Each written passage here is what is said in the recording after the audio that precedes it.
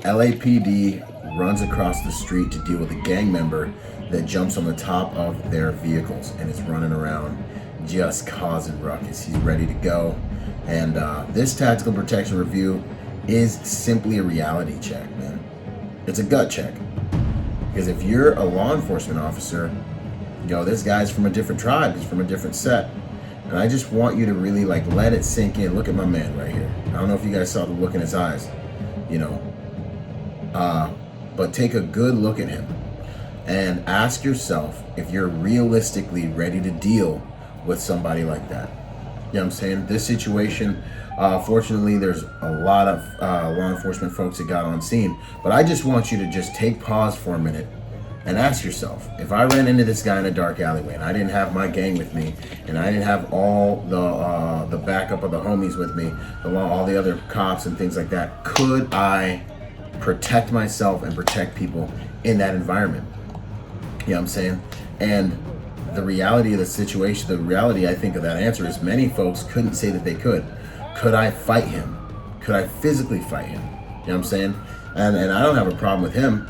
I'm just saying, we're from different tribes. Y'all are from different tribes. You know what I'm saying? I respect any man that's willing to die or put in work for what it is that they stand for. And I respect any enemy that I have, because that's honestly, a lot of that's really what masculinity is about. Now, I don't condone what these guys do, and I seek to stand against what these guys do, right? But this isn't about all that. This is about, one, understanding your enemy, knowing your enemy, looking at your enemy, sizing up your enemy, and then having a really serious look with yourself in the mirror. Are you ready to do the job? You know what I'm saying? Good people out there, willing, capable, prepared civilians. Would you guys be able to deal with someone like this if he meant to do you harm, to do your family harm? You know what I'm saying? Would you guys be able to do anything to defend yourselves? And then the other thing I want to point out here for the civilians watching this is, we talk a lot of crap about law enforcement. But let me take this back a minute. What do you see here? What do you see here in this video? What do you see? A line of law enforcement. I just want you guys to see this again, because repetition is the mother of all skill and learning. Watch it. 1, 2, 3, 4. This is a line of police officers standing between this man and the public. I just want you guys to appreciate for a second that this line of police officers right here, you know what I'm saying? Let me just say it loud, slow it down so everybody can hear it in the back. These guys and gals are the ones that are standing between you and this, okay?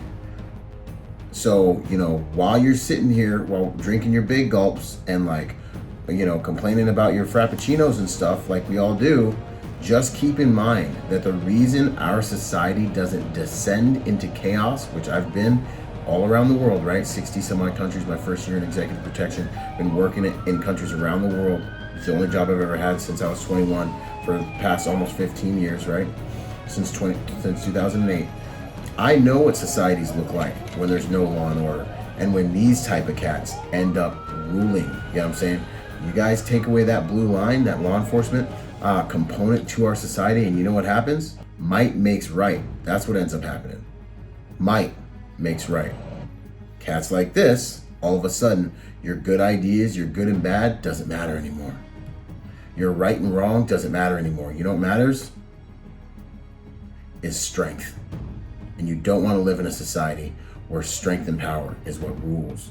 You need good people to be formidable, and that's my mission here, is to help good people to be formidable, to stand in between chaos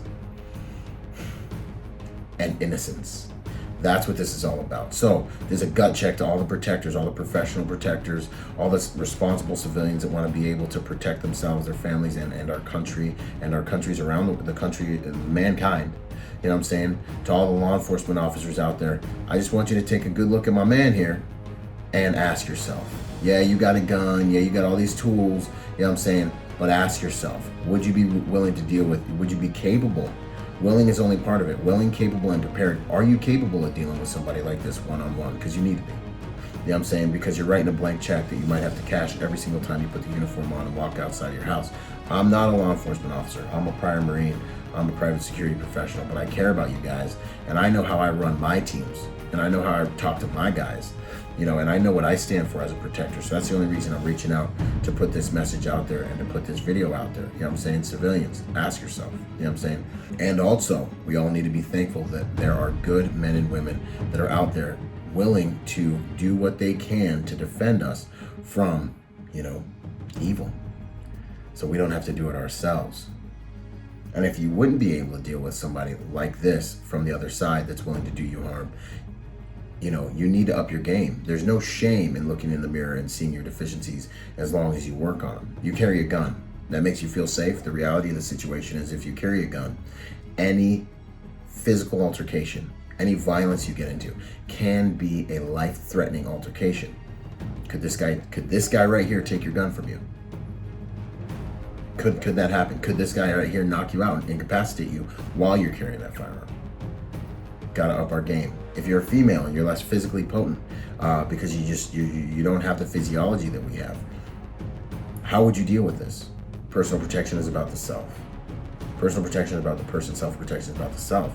You got to realize how soon you need to implement your other assets to level the playing field. How soon you need to implement weapons, force, non-lethal, lethal force. You need to understand those things before you're confronted. Because Miyamoto Musashi said, and Sun Tzu said, in a nutshell, warriors win first and then they go to war.